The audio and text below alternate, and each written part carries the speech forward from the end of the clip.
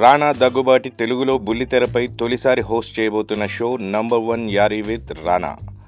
ఈ show shooting ఇప్పటికే మొదలైపోయింది. త్వరలో జెమినీ టీవీలో టెలికాస్ట్ కాబోతున్న ఈ షోకి రానా తన అంకుల్ సుమంత్, బావ నాగచైతన్యని తీసుకొచ్చాడు. సీనియర్ నటుడు సుమంత్ రానాకి వరుసకి అంకుల్ అవుతాడట. ఇక నాగచైతన్య రానాకి వరుసకి బావైనప్పటికీ వీరిద్దరూ కలిసి పెరగడంతో మంచి స్నేహితుల్లా కలిసుంటారు.